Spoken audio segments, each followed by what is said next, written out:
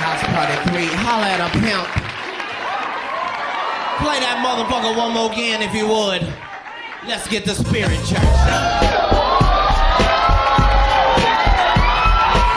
I don't care what you say, this song is gonna make you happy. This is the kind of song when you walk into the Slauson swap meet with $400, and you know not only can you buy anything you want, bitch, you can buy a booth if you want to. Just go and play it. This is a song that plays in your head when you go to Ralph's. And the register comes up at $146, and you know you ain't got but $140, and then you pull out your Ralph card and watch the shit just come tumbling down.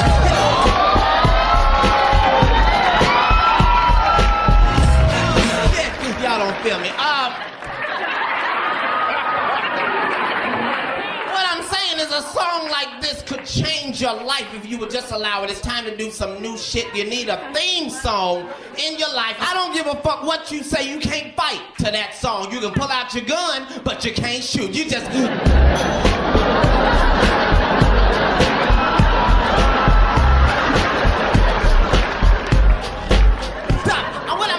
is that if you... I know some of y'all hate your job. You wake up happy and mad at the same time. You just, good morning, shit. You need a song like this on your alarm clock, but you can wake up to some pimp shit in the morning. You just fucked it. Go.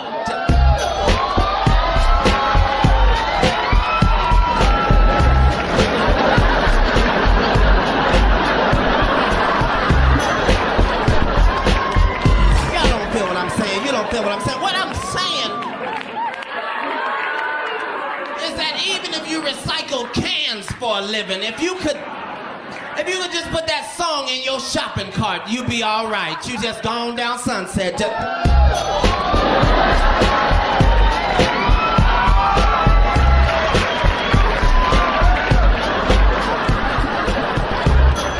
Y'all don't feel what the fuck I'm saying. I'm saying even if you had the shopping cart with the fucked up wheel, you still just... I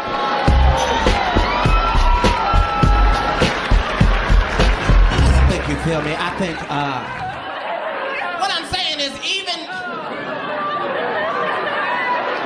if you worked at McDonald's and somebody came through the drive-thru and ordered a number 7, and you looked around and nobody was working but you. If you could just get that song on the PA system, you'd be all right. You just fucked it.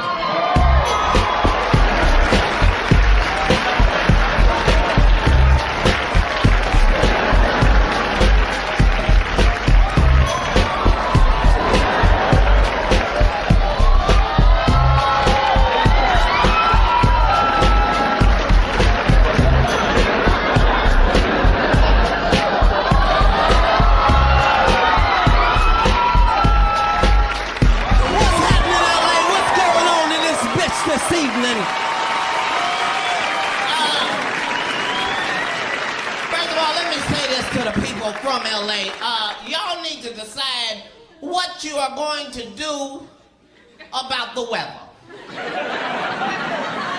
The last 3 days in this motherfucker, it's been hot, sunny, mild, breezy, cold, rainy, sleety. A pimp don't know what to wear in this raggedy motherfucker. It's bullshit. I'm in the hotel lobby with a fur coat on, some swim trunks, and some Timberlands, because I don't know what may happen in this raggedy bitch this evening. Y'all got to change this shit. This is bullshit. Now, it is 2004. I do not have a lot of time. Oh my God. I love you so much. I just want a girlfriend just like you. Would y'all please make a round of applause for Layla Lee, please, God? You are the dream woman. All we want is a fine-ass woman that can knock a nigga out. That's all we really want. So that I don't have to fight sometime.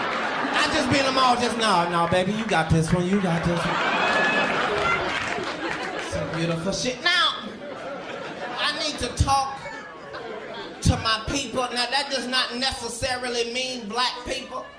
I've had as many problems with niggas as I have had with white people. So I'm only talking to my people, the SPS type of people, secret pimp society. If you don't know, don't ask, bitch, you ain't invited. Now, this is a new year. You got to do new shit. First of all, stop letting motherfuckers think you're stupid. We're not stupid. The world is crazy. It ain't us. These motherfuckers got to stop on TV. They got the nerve to lie and tell the truth to us at the same time. This got to be the last year we tolerate that shit. How you gonna lie and tell the truth? You wouldn't tolerate that at the club. If you was with a girl and you was dancing, you was like, so, how many kids you got? She was like 6. I mean 1.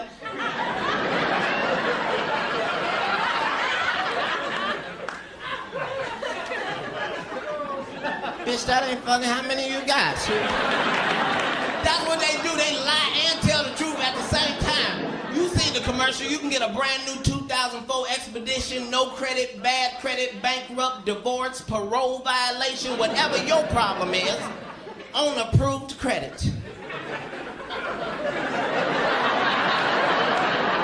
Did you just say no credit, bad credit, on approved credit? That's like you meet a woman at the club, she tell you, I'm gonna give you some pussy, never. But bitch, that ain't the same then. That's not the same. Then they got commercials for medication where the side effect is worse than the shit that they're curing. And I didn't think nobody was noticing but me. All I'm saying is I'm taking some shit for asthma. I don't need the side effect to be shortness of breath. That's what the fuck I came to you for. They got some shit. They got some shit called Xenical. Now, Xenical is a fat blocker. And if weight is heavy on your mind, you got to be excited about something called a fat blocker, because you don't necessarily want to stop eating. But you wouldn't mind something blocking the fat every now and again. They show you the commercial, they show you the woman, she's overweight, she's unhappy. 3 seconds later, she's in a bikini, running through flowers, and you think, I want to run through some flowers too. Because you envision a pill in your throat all day. Just blocking fat, just...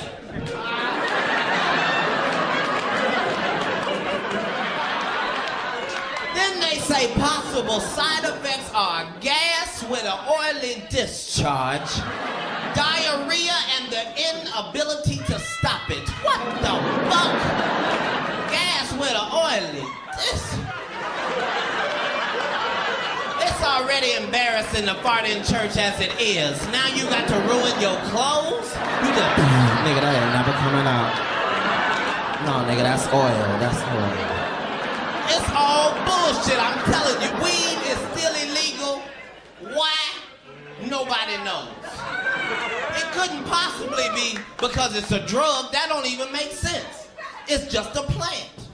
It just grows like that. And if you should happen to set it on fire, there are some effects. But that's not the same as drugs. You got to do things to it chemically. You got to add baking soda, water, stir it up. I don't know the recipe, I'm just saying it's some shit you got to do to it. Now, aspirin is perfectly legal. But if you take 13 of them motherfuckers, it'll be your last headache. As long as you have been living, you ain't never heard of a motherfucker overdose on marijuana. You might have thought that nigga was dead. He ain't dead. He gonna wake up in 30 minutes, hungry enough to eat up everything in your house. That's how it works. It's hungry, happy, sleepy. That's it. But this is bullshit. They think we stupid. They can do everything else, technology-wise. They can clone sheep. They can make a baby without the mama. We all remember the cell phone. You remember when that motherfucker first came out? That motherfucker was this goddamn big. Came in a suitcase with a shoulder strap. We all remember that.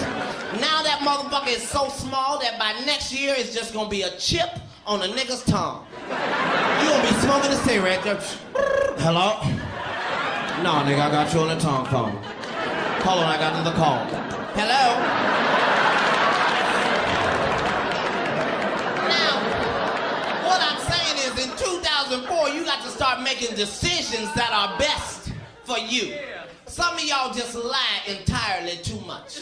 In 2004, stop lying to motherfuckers. Some of y'all got bill collectors keep calling all the time. That's because you keep giving them words that make them lie.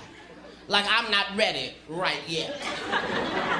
My shit ain't come in right now. Just tell that motherfuckers the truth. Don't be mean, don't be nasty, just tell them the truth. Just, hello? Yes, this is he. No, I know. Well, how much is it? Fuck. Okay, your name is Jerry, right? Jerry, are you by a computer where you can get this down? Okay, I am never, ever gonna fucking pay y'all. No, not payments, not installments, I'm not doing shit, Jerry. Don't threaten me, Jerry, I already got bad credit. Y'all should have turned that shit off last month. God bless you too, God bless you too.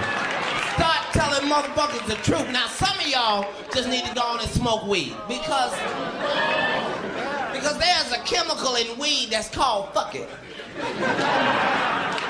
And if you can just get that in your system, it can make your shit better. Some of y'all be crying about bills you can't pay. You just, I don't know what I'm gonna do about this light bill. They want the whole thing. They don't want a deposit or nothing. They want the whole. Just hit the weed one time and see if it don't change your perception of what's going on in your life. I don't know what I'm gonna do about this light bill. Fuck them goddamn lights. I got 12 candles. I've been waiting to burn them motherfuckers.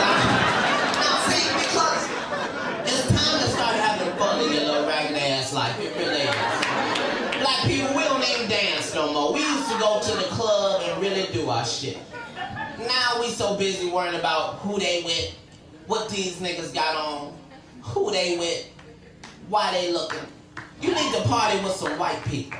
White people don't give a fuck about nothing. They just come to party. They don't give a shit about the song, the club, the drinks, the beat, nothing. Them motherfuckers are just ready to party. The beat will be right there and they'll dance all around that motherfucker.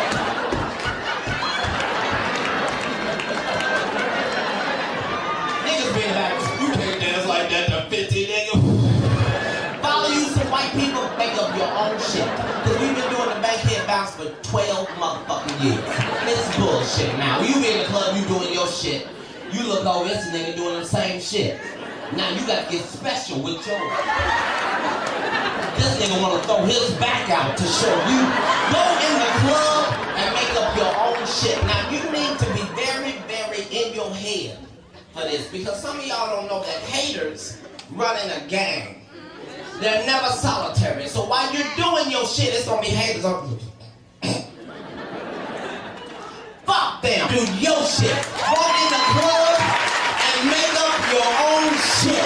If you can do it for 5 seconds, I promise it'll free your entire life. DJ, just play something. I don't give a fuck what it is. Just as soon as you walk in the club, something's gonna be playing. Just walk in.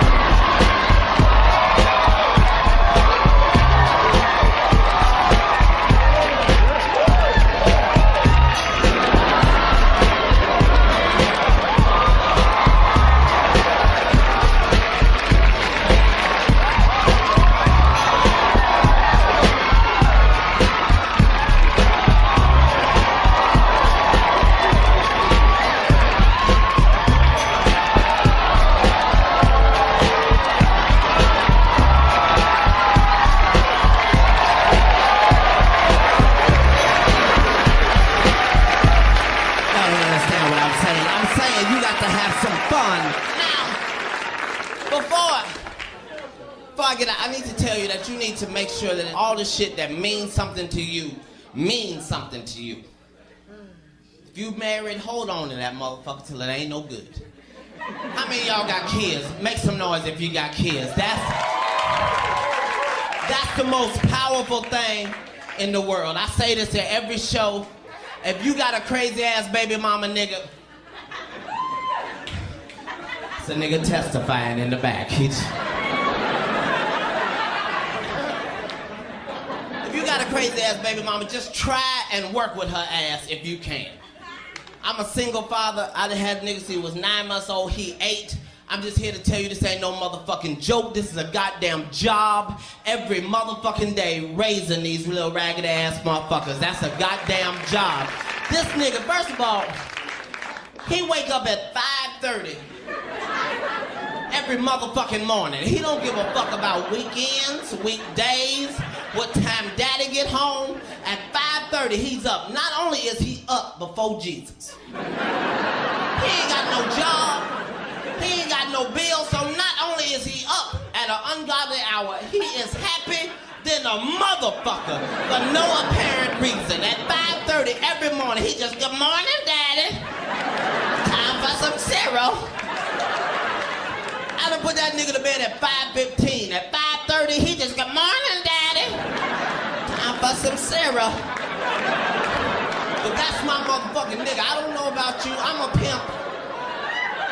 Right here. I ain't a pimp as far as putting hoes on the street. I'm a pimp right here. I think pimp, therefore I am. So that's how I deal with my son, see. See, the first rule of pimping is you can't lie. Some of y'all niggas think you're pimping because you got 2 girlfriends, but them bitches don't know each other. That's not pimping. I tell the truth. My son is 8. He ain't never believed in Santa Claus. I'm sorry. I cannot afford for him to walk around thinking it's a white man going through the ghetto giving niggas PlayStations. No, baby, no. Daddy bought that with his weed money, baby. Can you say sacrifice? Sacrifice, very good. Me and that nigga talk. He came to me 2 months ago, he said, Daddy, I want an Xbox. I said, well, sit right here, pimpin'. Let me holler at you. Now, the first thing you need to understand is the Xbox is $199.99. Now, Daddy can do this all day, every day, no problem. But I need you to understand it only come with 1 controller. That means Daddy can't play with you, your friends can't play with you, it's just you. That means I gotta buy another controller at $34.95. Now, Daddy can do this all day, every day, no problem. But I need you to understand it only come with 2 games. You gonna be through with them motherfuckers tonight. That means Daddy gotta buy 3-4 other games at $45 to $55 a piece. Now, Daddy can do this all day, every day, no problem. Or, I can look in the recycler under the classified section and I can get you what's known as a Nintendo 64. Now, it's not gonna be new. So it's gonna come with like 20 games that other kids have already opened and played with to make sure it's fun. Then me and you got like $200-300 left over. We can go all across the country, stop in ice cream trucks, buy 6 nuggets, don't eat 6, eat 3, throw the other 3 out the window because we don't give a fuck because we got money like that. And that nigga sit right there and make a pimp decision. He just...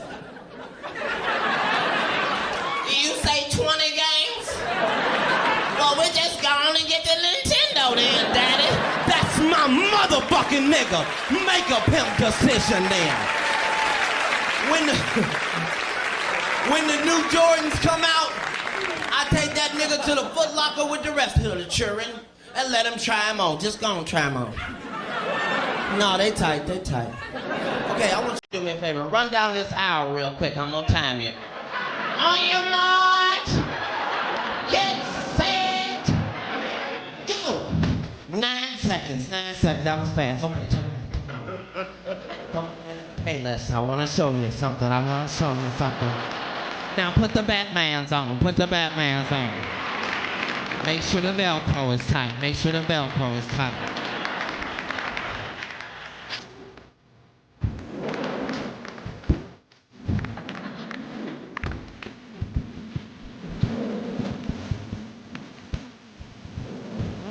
And let Daddy holler at you, Pippin. Now, if you want the Jordans, Daddy can get the Jordans all day, every day, no problem. But for the same price as the Jordans, you can get the Batmans, the Robins, the Pokemons, the Digimons. You can get these that don't have no name, but they light up every time you walk, just every step you take. And that nigga bling bling out the stove. He just... Y'all been all that, I've been Katt in the Hat. Thanks for the time.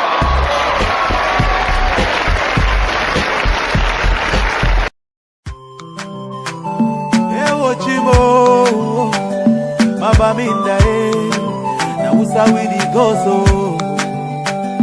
iye buya limbe kumba na usawidi gozo habawa iye. Something is killing me slowly and I'm feeling so lonely, but this thing I must to talk all my people they for bush. Question 4. Is the cost worth the potential victory? Every race has a cost. Time, energy, resources, opportunity cost. Is what you're sacrificing worth what you might gain? If yes, keep running. If no, redirect your energy to something with a better return on investment. These questions help you determine when to persist and when to pivot, when to come from behind, and when to start a different race entirely.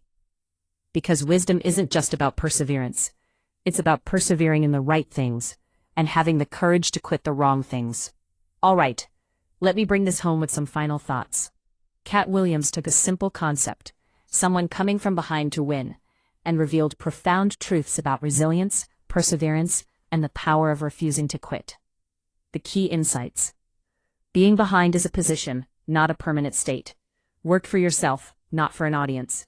Use others' complacency as your competitive advantage. The comeback is sweeter than the initial win. Who you become in the process matters more than the final result.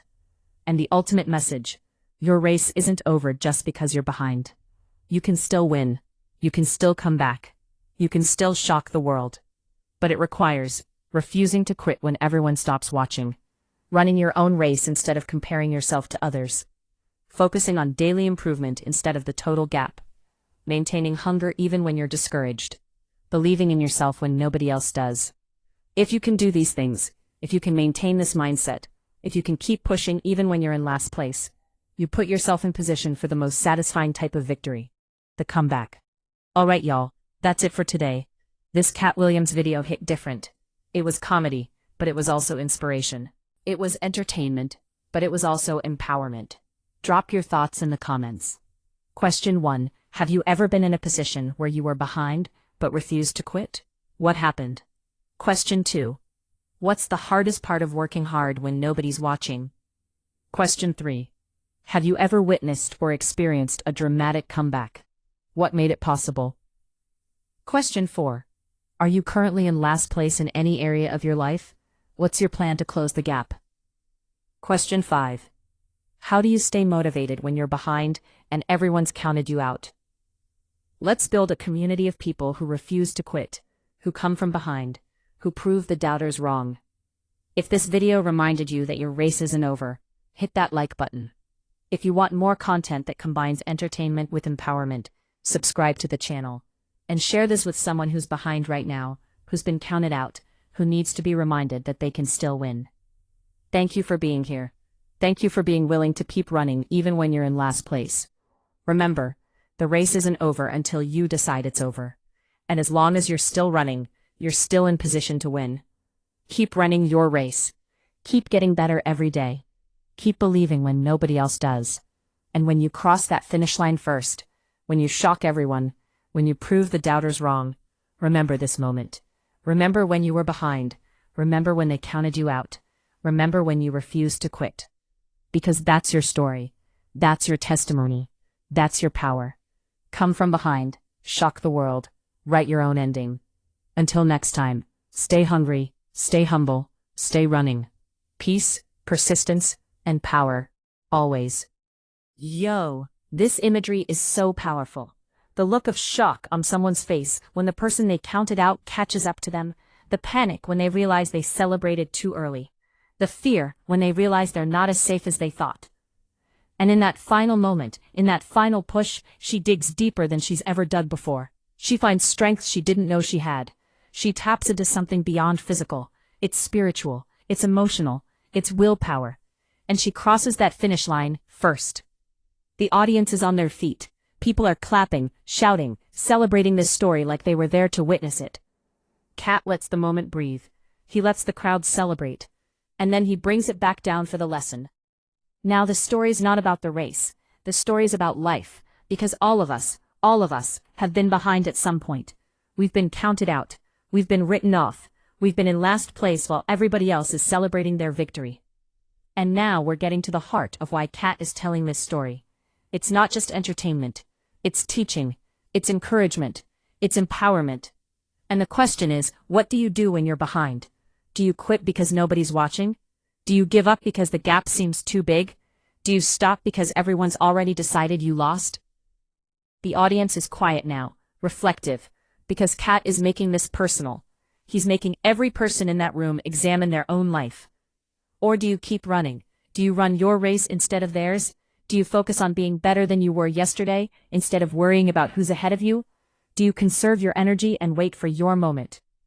Man, these questions are hitting hard. We've all been in positions where we were behind, where we were counted out, where it seemed like everyone else was winning and we were losing. And in those moments we have to decide, do we quit or do we keep pushing? Katt is now breaking down the specific lessons from this story. Lesson number 1, being behind doesn't mean being defeated. It just means you've got some ground to make up. And ground can be made up if you're willing to do the work. Facts. Being behind is just a temporary position. It's not a permanent identity. You're behind right now, but that doesn't mean you'll be behind tomorrow if you put in the work today. So many people internalize being behind. They start identifying as a loser, as someone who can't win, as someone who's not good enough. But being behind is a position, not a definition. You can change your position by changing your actions. Lesson number 2, nobody's paying attention to your struggle, but everybody will pay attention to your success. So don't do it for the attention, do it for you. This is crucial, because one of the hardest parts of coming from behind is doing it in obscurity. Nobody's watching your 5 a.m. workouts. Nobody's seeing your late nights grinding. Nobody's witnessing the sacrifices you're making. The cameras only show up when you're winning. The crowd only cheers when you're at the top. So you can't be motivated by external validation. You have to be motivated by internal conviction.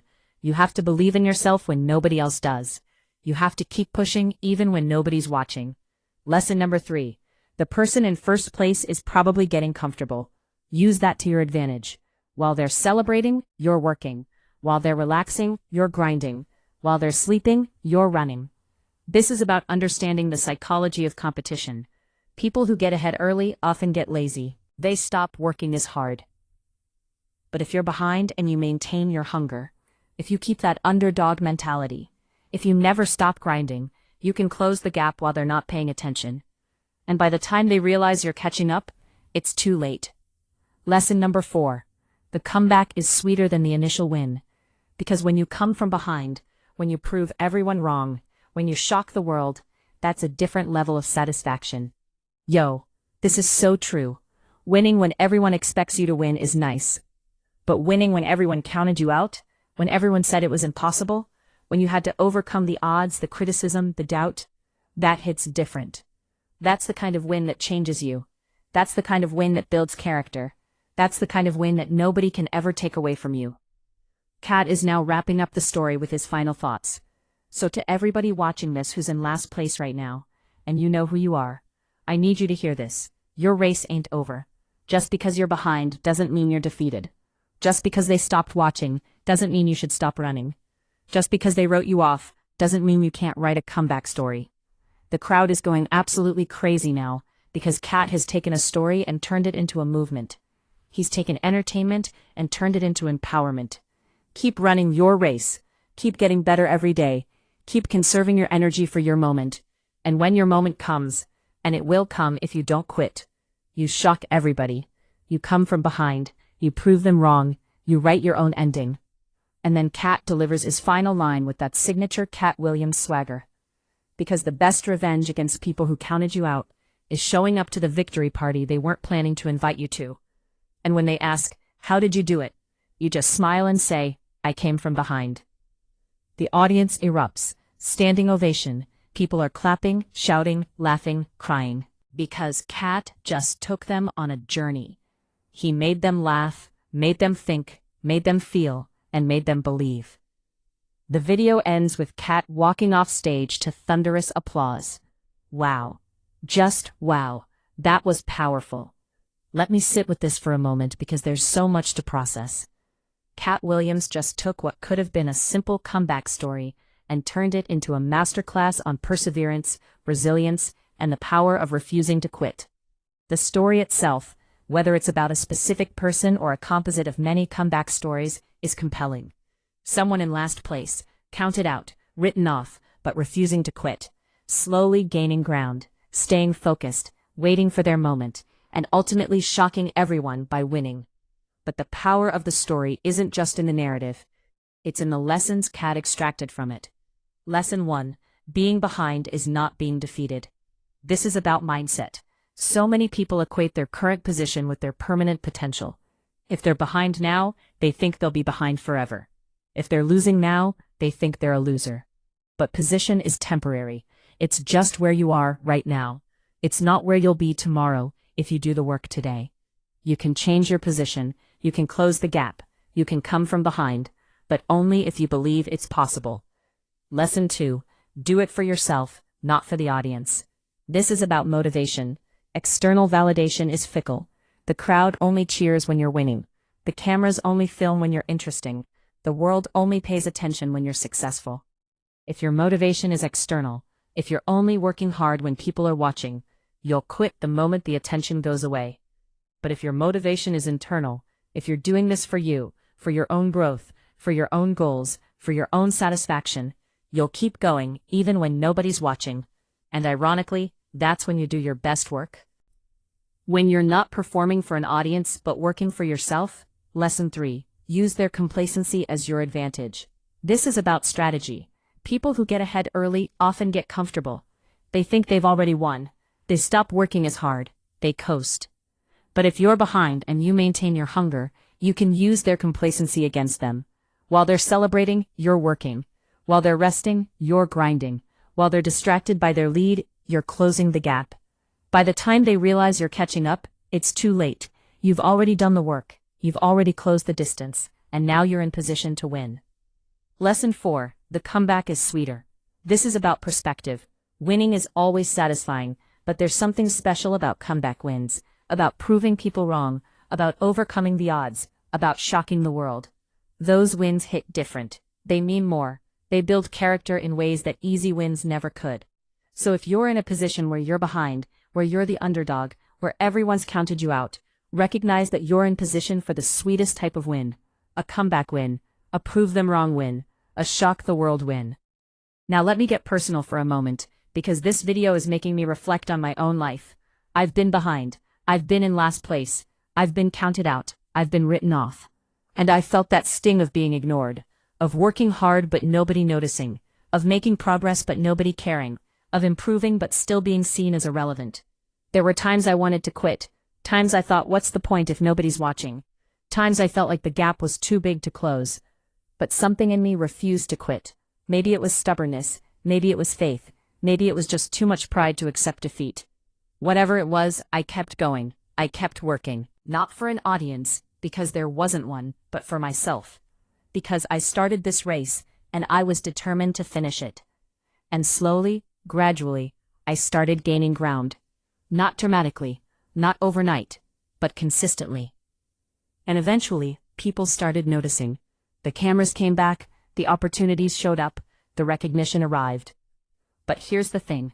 By the time they noticed, I had already won. Because the real victory wasn't crossing the finish line first. The real victory was refusing to quit when I was in last place. The real victory was keeping faith when everyone counted me out. The real victory was the person I became in the process of coming from behind. That's what Katt is really talking about. This isn't just about winning a race. It's about who you become when you refuse to give up despite the odds. When you're in last place and you keep running, you develop resilience. When nobody's watching and you keep working, you develop self-motivation. When the gap seems insurmountable and you keep closing it, you develop persistence. When everyone counts you out and you prove them wrong, you develop confidence. These qualities, resilience, self-motivation, persistence, confidence, these are what make champions. And you can't develop them from winning easily. You can only develop them from coming from behind.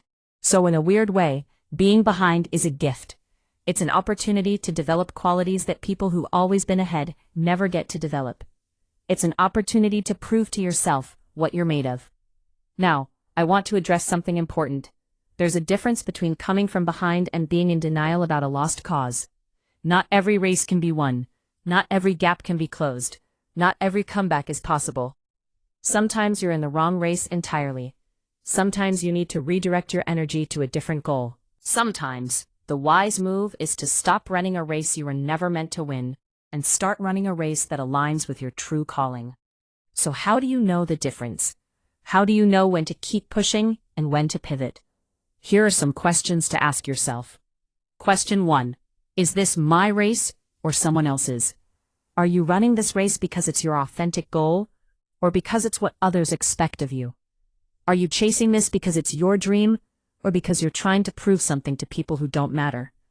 If it's truly your race, aligned with your values, your passions, your purpose, then keep running even if you're behind. If it's someone else's race that you got talked into, maybe it's time to stop and find your race. Question 2. Am I actually making progress? Be honest. Are you actually closing the gap, even slowly? Are you actually getting better, even incrementally? If yes, keep going. Progress is progress, no matter how slow. If no, if you've been putting in work for months or years and you're no closer than when you started, maybe it's time to reassess your strategy or your goal. Question 3. Does this goal still align with who I'm becoming? Sometimes we start a race at age 20 that doesn't make sense at age 30.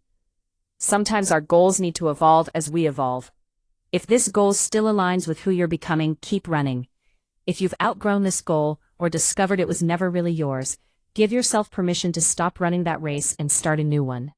I'm already intrigued because this sounds like it's going to be about a comeback story, an underdog story, someone rising from adversity. And you know when Katt Williams tells a story, it's not just going to be the surface-level facts. He's going to give us the psychology, the deeper meaning, the life lessons wrapped up in comedy and wisdom.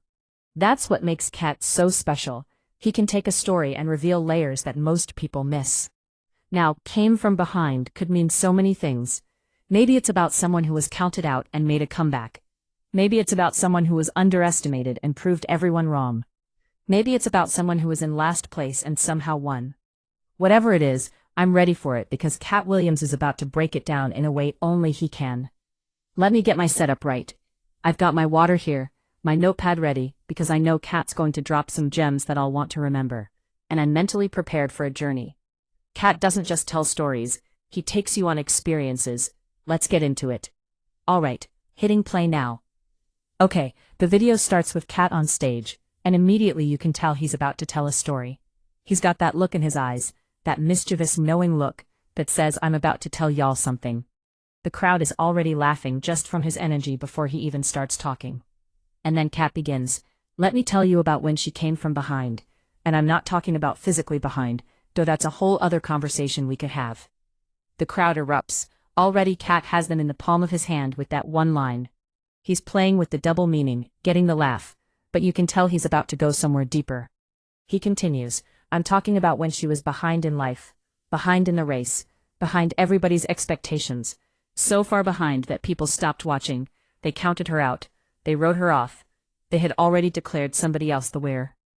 This is about someone who was so far behind that people stopped paying attention.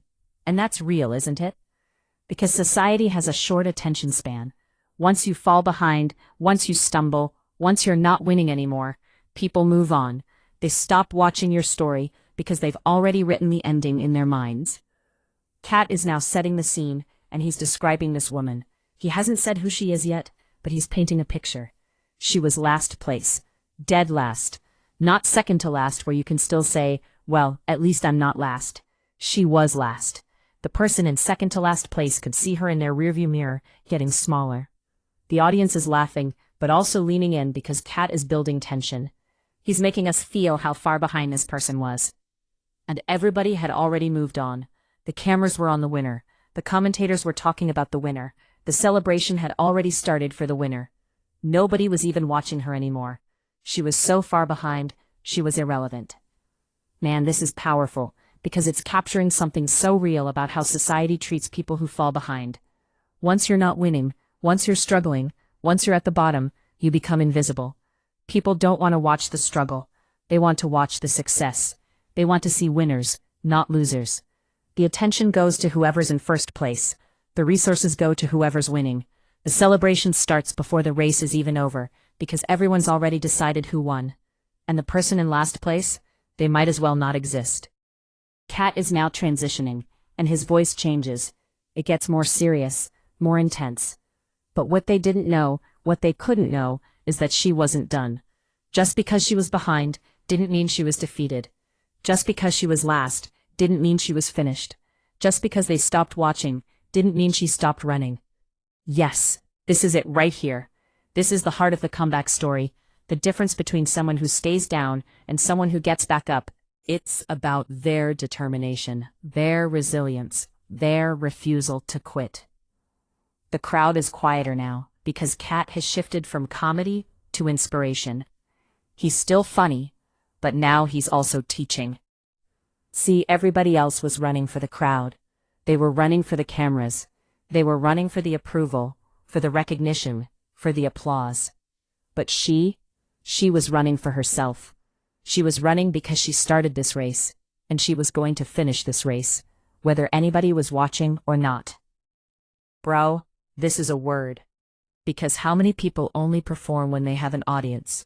How many people only work hard when they're being noticed? How many people quit the moment the cameras turn away?